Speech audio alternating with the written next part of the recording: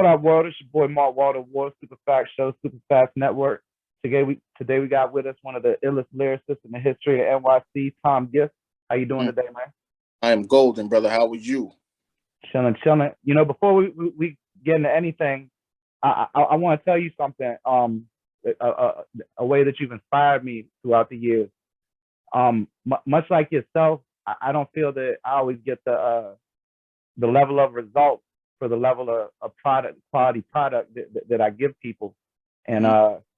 I've heard you talk about that on songs, and sometimes that just helped me work through things. Maybe not when I was gonna give up, because I ain't really no give up type of motherfucker. But Mhm. maybe when I was gonna pull back and not go as hard as I would have.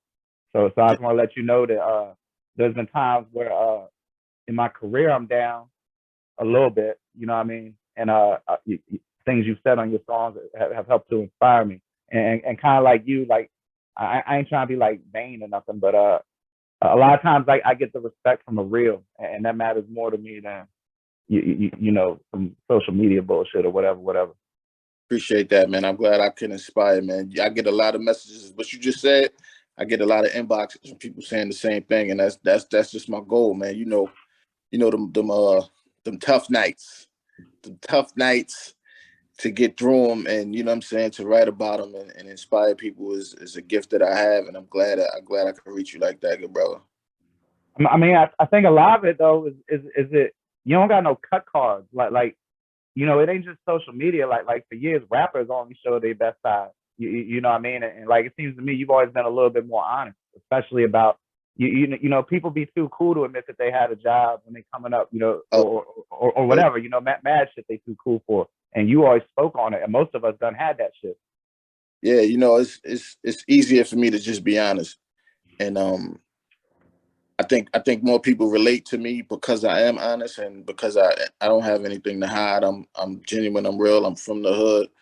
I'm I've had jobs, have companies, all that. You know what I mean? And I think when you put that on paper and you show people that you're real, they just relate to you on a different level. I mean, even the fact what you saying what you just said, people won't even feel comfortable to say sometimes. But the way the way I made you feel, you're comfortable to even have that conversation man to man. You know what I mean? And No, I know. I feel his word. yeah, that's important to me. So I get a lot of love and respect from a lot of artists, like a lot of your favorite artists, but it doesn't necessarily translate into the big results that I might want. But I push on anyway because ain't nobody really fuck with me like that. Yeah, no Yeah. bullshit. So yeah, and I love it. I still love it. The dream is still alive. Oh yeah. Like it seemed to me that your platform. We getting way sidetracked about what I was going to start with, but it seems to me like your platform has just grown every year with these EPs, the movie. Yeah. You had a hell of a let's say a little bit before COVID. Well, Mm-hmm. nah, about like 2 3 years, because I'm thinking Stateville, the Vertical Jones project. You, Mm-hmm. you crossing over to these new fan bases, releasing award-winning movies. So part of the inspiration is now I'm seeing it pay off. You feel me? Absolutely. The project with A-Mafia, the West Side Legends, of course, the St. Ville projects with A. Clay. This new project with Penz. I mean, I'm a worker, man. I love to work. I don't feel right if I'm not working. So put the movie out. I got a book coming out the end of the year. We already started filming part 2 of the movie, working on another documentary. Tons of music on the way. Shout out to my bro Grafton Street Jewels. Got an Eyes on God project with a clothing line coming. I am work personified. I don't feel comfortable if I ain't working, bro. I'm real time conscious, and I spend a lot of my time creating, writing, working, and putting stuff out. And in this day and age, content is everything. So if you ain't putting nothing out, what are you doing? Yeah, Got all exactly. I got all the platforms I need to put everything out myself, independent, from movies to books to music to videos. Shout out to my partner, my brother, Mr. Meredith. We working, and it comes, at a cost, and I'm eating that cost, knowing that one day it's going to turn. But like I said, I love it, man. So I don't mind the bread that I spend. I'm independent, confident, and I still believe like it's 88. You know what I mean? Yeah, word. I mean, Yeah.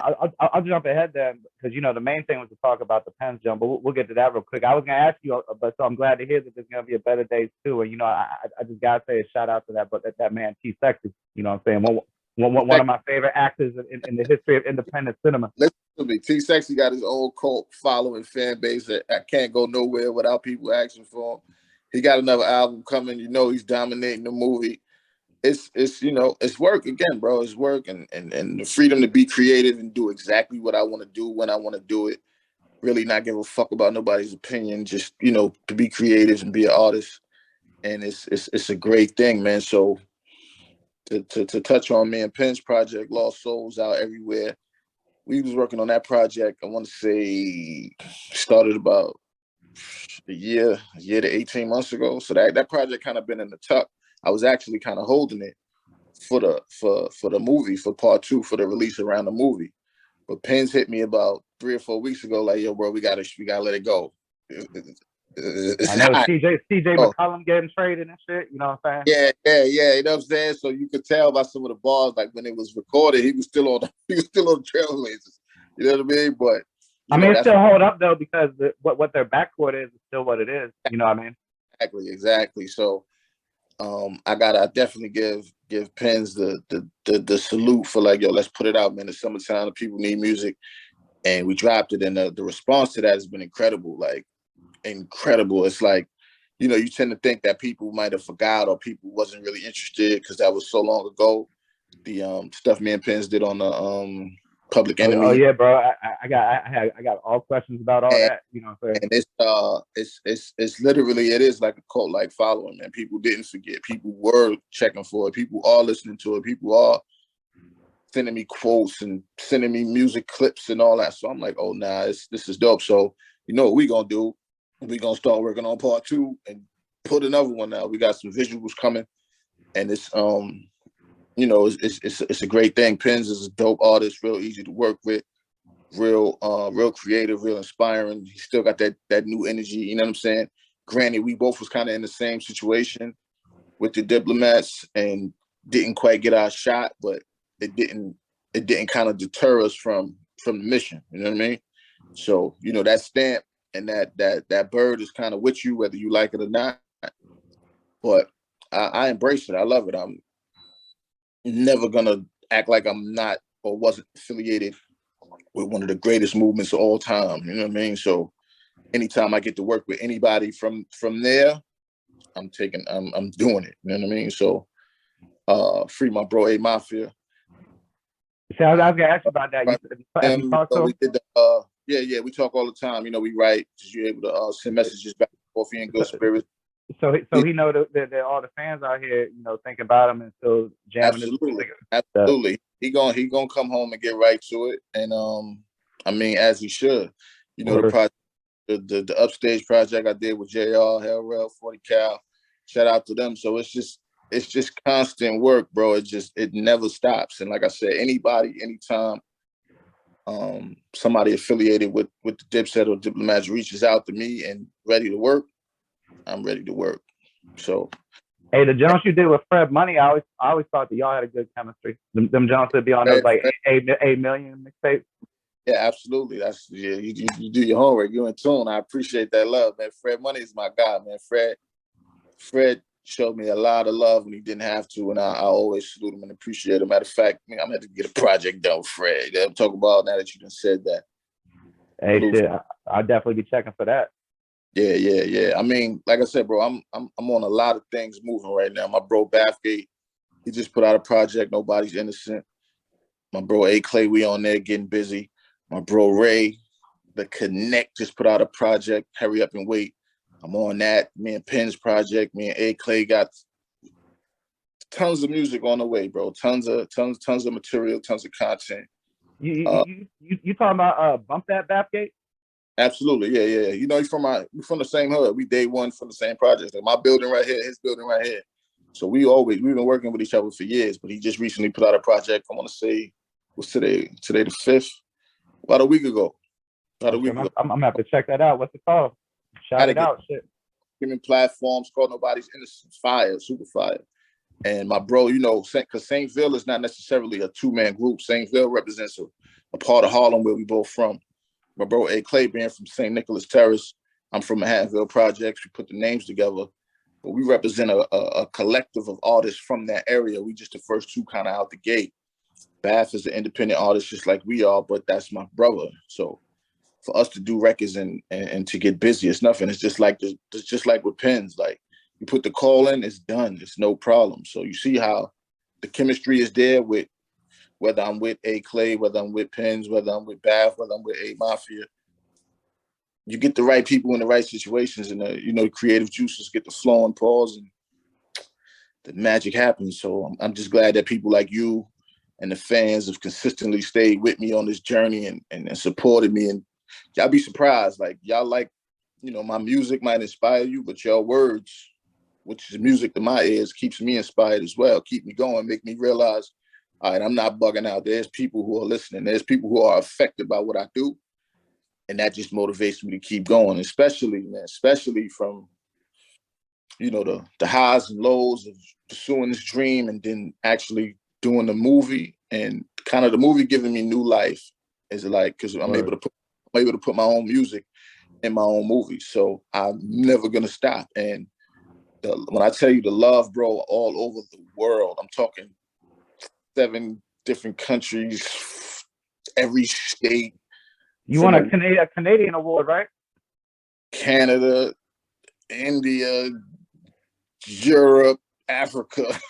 I mean, you made a self-financed movie in Harlem, and won an award in Canada the first time you ever even tried to do that at a film festival. Canada, yeah, they was the first award I got was from Canada, and the Canada love has always been crazy. Somebody cut a check. I'm on the plane. I'm coming out there to perform. We are actively live. I got a show coming up soon in Springfield, Massachusetts, with my bro DJ. Why not? We opening up for Fat Man Scoop. So we are available. Cut the checks. We out there. But shout out to Canada, man. I've always gotten love in Canada. It's always been one of my strongest regions as far as support. And to get that award, and like I said, it kind of gave me new life. Like, oh, this is another lane. I got, okay, say no more. So now I get to incorporate all of these collaborations, all the music, everything into that as well. And we just gonna keep bubbling, man. Word, I heard that. What was had you ever heard Penz before the Public Enemy? And for those who don't know, there was a legendary Cameron project that prominently featured Gifts and Penz that came out. I don't know. I know it's the first thing I ever downloaded off the internet. I copped like I remember it was on xxl.com, and like I didn't even know how to do that shit because I hadn't been home for too long and shit. I ain't have no email or nothing. But like, and my girl had a computer, and I was like, show me how to do this shit. And then it blew me away that something that good was free. And like hearing you and Penz, that shit was just, I mean, I remember like playing that shit in the car the next day because I burned it on a CD. And the people, we was like giving people rides to work at this restaurant we worked at the time. I had to have a job on papers. And they was all just like, who's that? Who's that? Who's that? You know what I mean? That's fire, yeah. But to answer your question, before that, I never knew Penz, never even heard of him. I met him through Cam and Duke the God, them, hearing music and hearing how we both rap and put them, they actually put us on those songs together. We wasn't even in the studio together. So the songs that you hear, like Cam would be like, yo, throw a verse on this joint. I'll come back and hear it, and the Penz is on it, and I'm like, oh, okay. Like, yo, that's one of another new artist. So me and him was part of the new wave of artists coming through that situation. And that project went bananas. I'm talking, all people still hit me for songs off that project. You know what I'm saying? Oh, just sure. talking. So, me hearing that and seeing, the chemistry that me and Penz had on record, we developed a relationship. We always been talking through the years. A lot of, Penz kind of fell back a little bit. Because I know a lot of people's like, yo, where Penz? And he just been in the lab cooking up, just waiting for the right time. And he called this play. I ain't gonna hold you. This wasn't my play. I was waiting. He like, nah, bro, we got it done. We got to put it out now. So salute him again. But that was the first time I met him, and we've been cool ever since. I mean, for those that don't know, though, he's steadily been releasing stuff. If y'all go on that Piff, Penz got all kinds of shit. like Jive like concept albums and everything. Mm, Penz is a deep individual. That's for sure. And yeah, you know, go ahead and check out that episode I did with Penz. But another jump I had to know was the Rude Boy. Like that's by far my favorite song.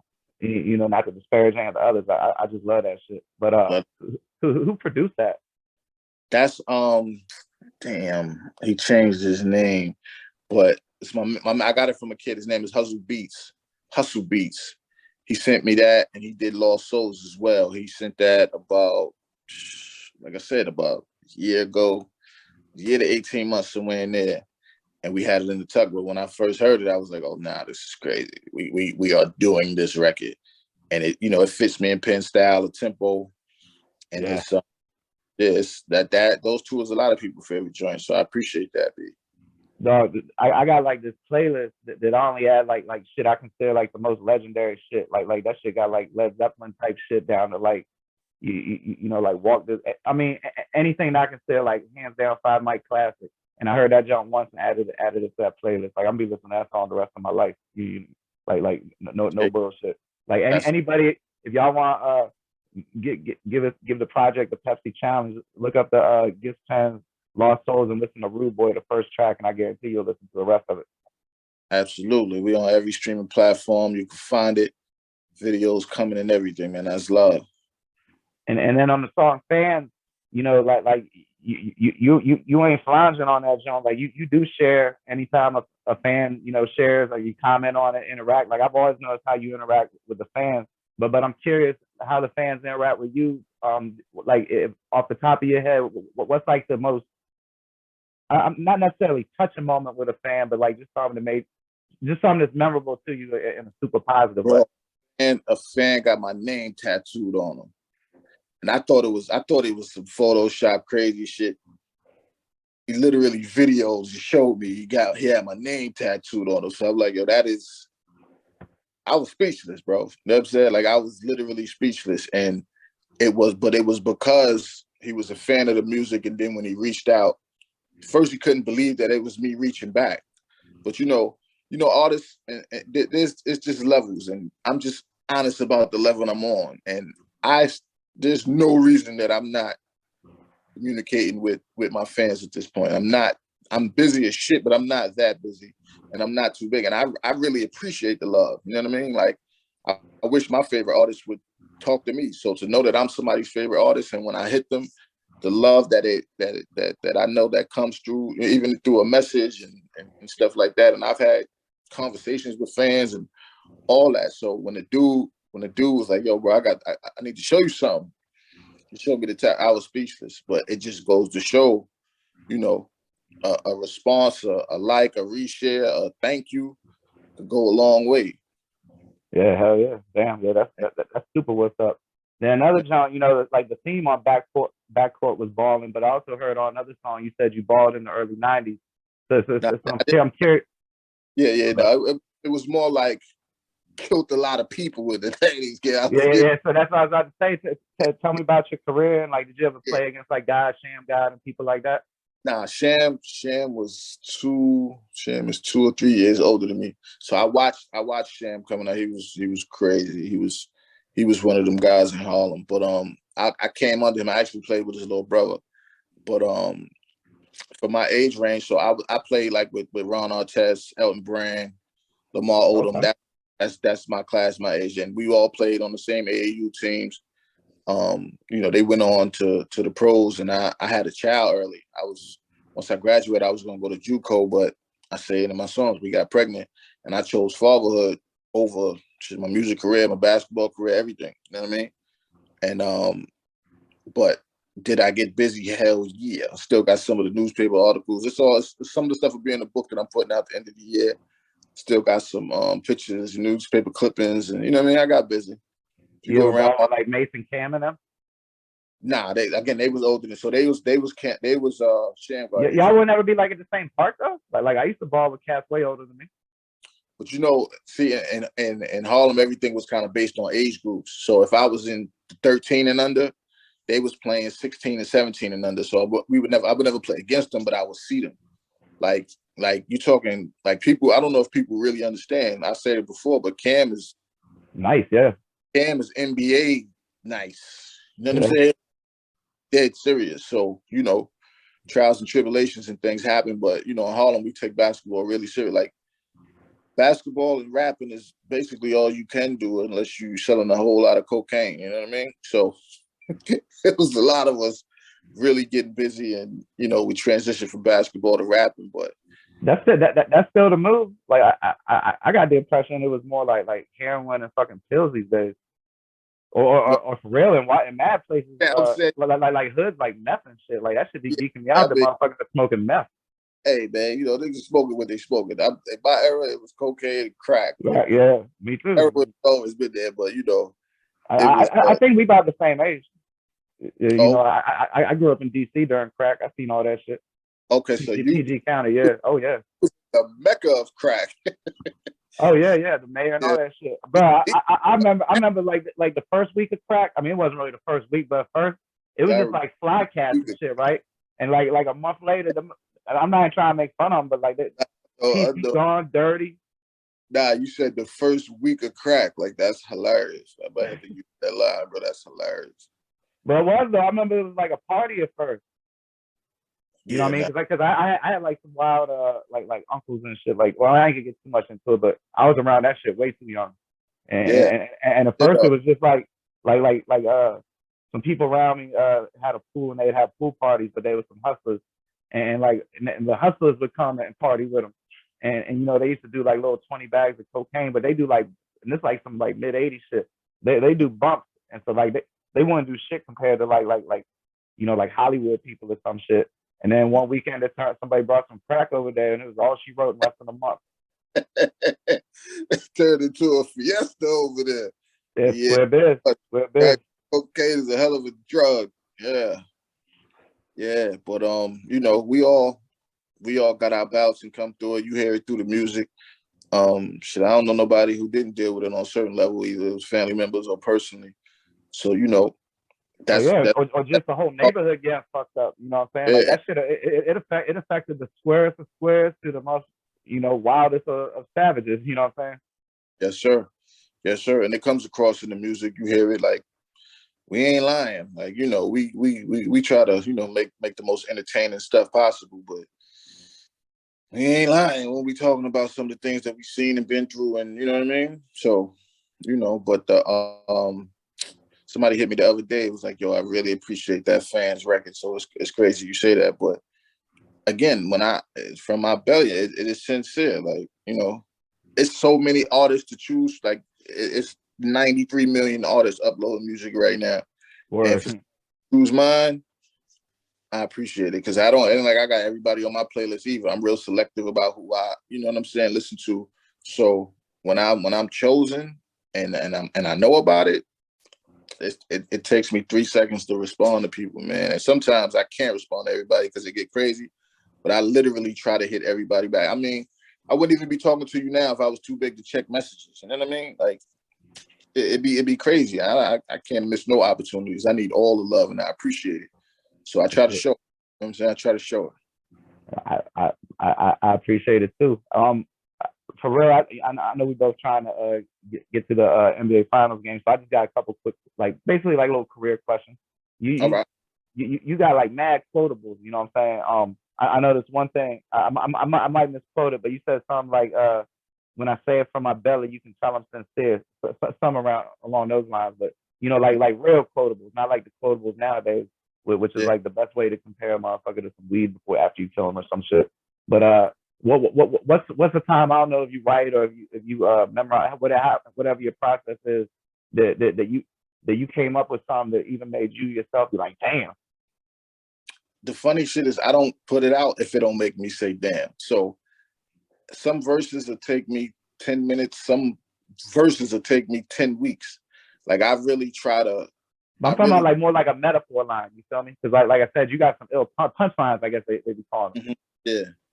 Yeah. I mean, I try to write stuff that, like I said, it impressed me first.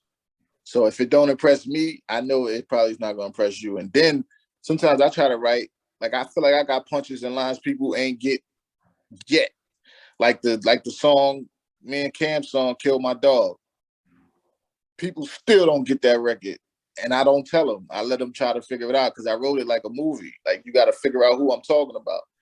Everybody thinks I'm talking about Big L. Nobody got it. You know what I'm saying? A few people caught it online, but if you go back and listen to that song, it was written on some old shit if you figure it out at the end. So when I'm writing,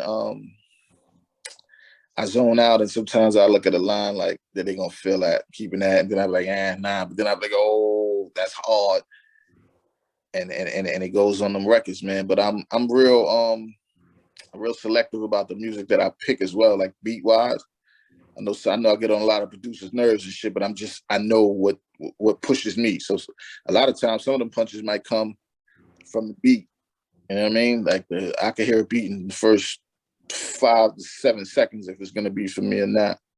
And shout out to Duke the God, he's real good at picking specific music for me. You know what I mean?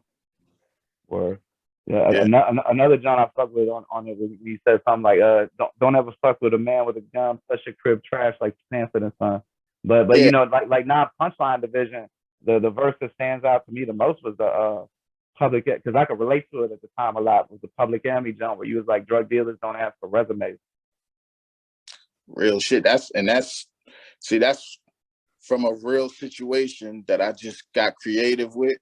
But if you know, you know. You know what I mean? If you've been in them circumstances and you've been in them, you understand. You know what I'm saying? And shout out to my bro, my partner for life, Robert Early Light Entertainment. We was in them trenches together. So we'd be talking and having certain conversations. Sometimes just talking to people, lines that come to me. And that was a situation me and him was talking and, you know, doing what we do. And it hit me. But you feel that, you know what I mean? And they don't. Like, they really don't actually. They really don't actually. You know what I mean? No, I can dig it. Nah. You got you know, like your quote unquote, I don't want to say real album because all your shit real, but your official album is on all the digital streamers and all that. But you know, you got quite a few mixtapes on that tip, and I'm curious which one you think's the best. Like if someone was like, yo, what should I listen to? What should I listen to? I mean, I like like if somebody was gonna learn about you, the double disc that Freaky Zeke hosted. I think that was called One of a Kind. Oh yeah, the One of a Kind. You had a green jacket on the cover. Classic, yeah, the One of a Kind. And shout out to my DJ Six and all them. They put that together for Canada. Yeah, they can listen to One of a Kind, Thinking Out Loud. I got a lot of music. I got so much music, I almost forget how much. You know what I mean? You do though, bro. I bet you got at least like 40 projects. Oh, shit. And I probably got another 7 in the stash that you never heard of. And the probably shit that never made it online, it was getting, you know, yeah, around the Bronx and Harlem, right? Let me tell you something. Cam got a hard drive with a whole album of stuff with just me and him. I don't know if it'll ever come to light, but that's just that I know of me and him. Like, they got probably 3,000 songs you never heard before, but you know, you record. Some stuff you be like, some stuff being stashed, sometimes saving. So I know how it be, but I've done a lot of music, man, and I got a lot more to come, and I just want to be heard, bro. I can dig it. Since you know about basketball like that, Rod Strickland, my favorite player ever. You think Rod Strickland's the best point guard from New York? Wow, that's a big question. Boogie Rod is the best point guard from New York. I put it like this: if or at he least ain't like post 1980, I'm sure there's like some old school cat I'm forgetting. Yeah, I mean, from 19. Yeah, Boogie Rod. I say top 5. It's hard to put them in specific order because Boogie Rod inspired everybody after. Like when you saw Boogie Rod, you stole something from him. You know what I mean? You think he's better than Stephon Marbury? I'm about to say, I do. His jump shot wasn't better than Stephon's, but not at all. His ability to finish at the rim, and Stephon's a little more athletic. He get up a little higher, but I don't know if you ever really seen Boogie Rod get his shot blocked. And like I said, he came before Steph, so I'm sure Steph was inspired by him, just like all the other city guards. You know, it's I'm a Wizards fan, bro. I used to go to all the motherfucking games. The lady across the street from me ran the restaurant in the stadium they play in. oh, you was And, good money. yeah, so I mean, guys, Sham God kind of had a better handle, but it Then didn't translate then to the NBA like that. yeah, It was really because they can hand check him. If he got to play today without hand checking, he would have been killing. But Rod Strickland, this man had no jumper, wasn't that athletic, and could go the hole on anybody. And like you said, rarely got his shot blocked. You know, this yeah. man, I used to see this shit because I sit by the bench.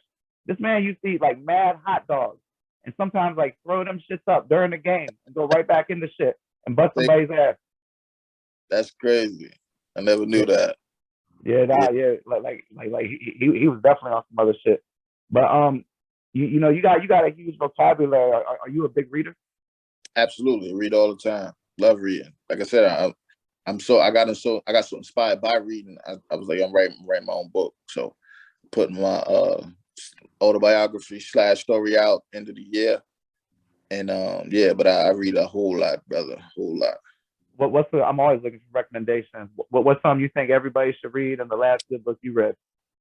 Shit, I got a book right here. My bro Samuel, the Makings of a Legend. Go get that right now. My big bro Samuel, autobiography, Street Legend, Harlem. Big bro, that's out. I'm real big into autobiographies and books about real people who did real things. Shout out to my bro Gully TV. He got a book out that I just read. Do we? Oh, Yeah, I gotta yeah, get that then. That's yeah, what's yeah, up. yeah, Shout out Gully TV. Good for him. yeah. Absolutely, Gully's family. Yeah, so you know, I read a lot of shit like that. And then last before you know the socials and all that good shit. What's the last good movie you saw? Better Days, the movie. What are you talking about? You ain't seen no good movie since that? Nah. I'm fucking with you. I just watched the Wrath of Man on Prime. I don't know if you saw that. It's a good movie. And I seen the latest Top Gun and all that shit. But if you're looking for some shit, you be like, oh, I ain't think that was Wrath of Man. It's fire. It's on Amazon Prime. And the last thing, when Better Days 2 come out, you think we could get like a T Sexy T-shirt that kind of got like a Dolomite cover feel? Bro, listen, I got everything you talking. We got covered, bro. Merchandise. Well, I'm saying, I should stop now because I'll get a custom one if I got to. I want the Dolomite looking junk, like one of them old Dolomite album covers. Dolomite joy. All right, we got you covered. We gonna get that. We gonna have it just for you. But we got merch coming, T Sexy's coming, album coming, videos coming. T Sex it's actually a three-part movie series. So after part 2, there'll be part 3, and hopefully I ended unless somebody cut a big check and want me to keep going. But I got a few surprises and all that for y'all. It's gonna be crazy, man. It's gonna be crazy. Surprises sound like name cameos. You know, I gotta. You know, I don't hold. You know what it is, bro. I don't hold my breath to nobody. A lot of people were skeptical about part 1, and then they saw sort of results. Now I got a lot of people wanting to be involved, but ain't that the way? Let me say it real quick. Rest in peace to Michael K. Williams, man. We was actually trying to get him involved in part 2 before he passed away. You know what I mean? And he was so real and so down to earth that somebody with my type of budget would have been able to. He would have made it so we could afford him. You know what I mean? Just for the love. And just a quick story on him. One time, and we shooting a video on Broadway. He's literally driving down Broadway in a car, don't know us from nowhere, jumps out of his car into our video, taking pictures. And that type of love that he showed, it inspired me to keep showing love the way I show it. But then it was like, you know, to see him pass away, that really affected me, man. But he was going to be one of the possible surprises that we was trying to work on. But, you know, unfortunately he passed away. But it's those types of conversations that's going on with a few people. But I'm not holding my breath. I'm not waiting. If you with me, you with me. If you're not, you're not. It's like I could always use people, but I try not to need nobody. You know what I mean? Shit, I heard that. And then, yeah. You know, finally, what's the best socials and which one's the best place? Like, you respond to everybody on everything. So yeah, bro, you can hit me on Twitter, Facebook at Tom Gist, Instagram at _Tom Gist, TikTok T Sexy. producers, anybody reaching out, got beats. Listen, I'm giving opportunities as well. If you have a clothing line, if you have a store, if you have anything, reach out to me. I'm in the business of helping promote up and coming businesses in my movies. So I'm talking 100,000 eyes will see your product. Reach out. I'm very I communicate. I'm easy to talk to. We could talk business. We could talk favors. I'm with it. But I appreciate you and your platform, bro. I will be coming back on once the movie come back or another project because I'm always working. So I'm about to be a regular on this shit. You know what I'm talking about? Shit, that's what's up. That's a bet. I mean, this ain't the first time we did one about the movie. You I know, know. I did a phone with you before and all that. That's what I'm talking about. So it's another 2-3 months. I'll be right back on this shit. Nigga. Let's talk. You know what I mean? Shit, that's what's up. I look forward to it, man. Man, like I appreciate you. Thank you for your time. Congratulations for all your stuff and salute, brother. Absolutely, bro. Salute. Get at me, bro. Yes, sir. Take it light. All right.